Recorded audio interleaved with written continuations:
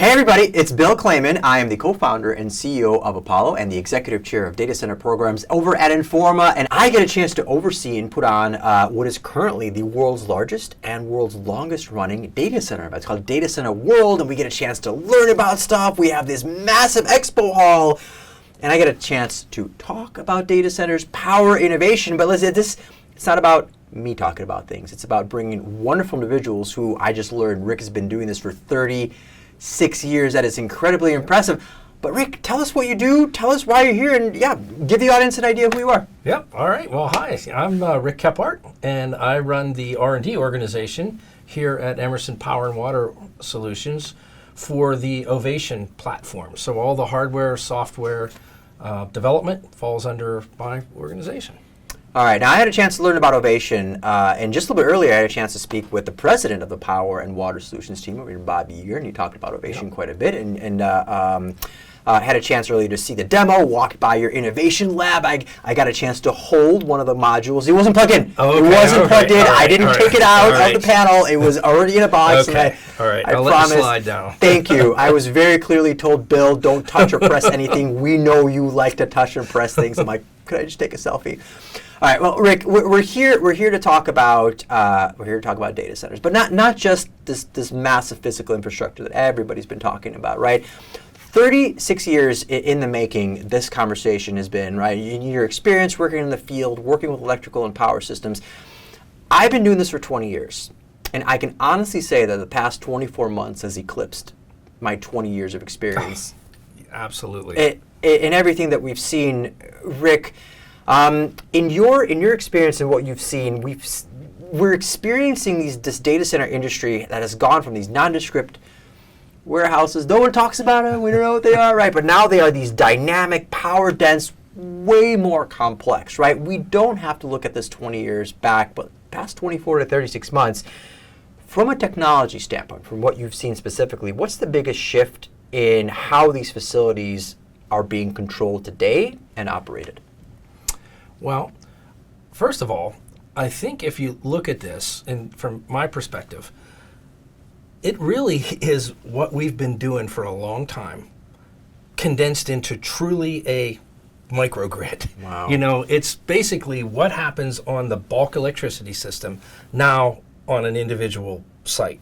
So it's generation, it is dispatch, it is grid management. You know, now there's not usually long transmission lines, but there is management of dispatch of how do I load all of these generating assets. Mm-hmm. And probably the biggest thing is the timescales, the control timescales. It's, you know, most people think, oh, these are gigawatt facilities, you know, and that in and of itself is a big deal.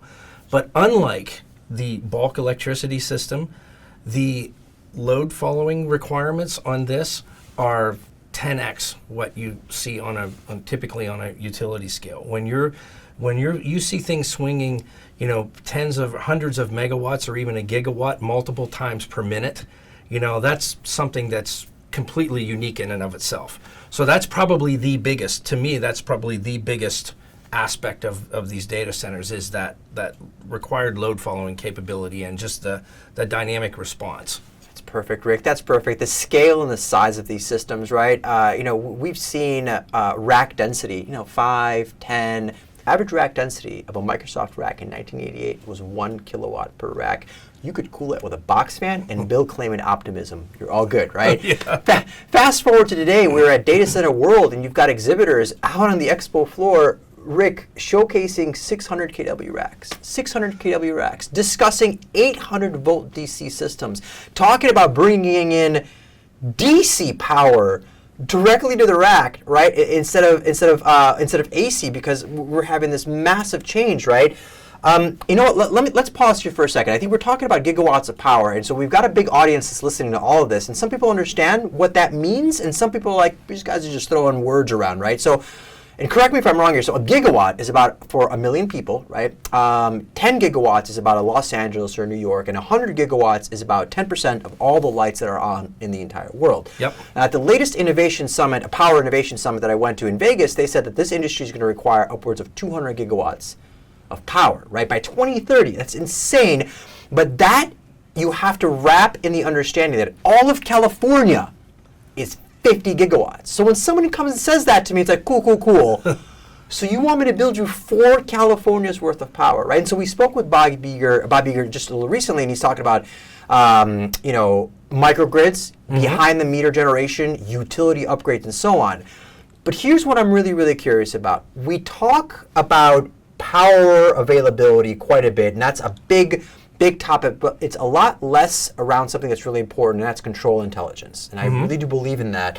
What are some, or actually why are automation and controls becoming so much more critical, especially in this next generation of data centers that we're discussing right now? Well, first of all, I think there's a couple of things at play here.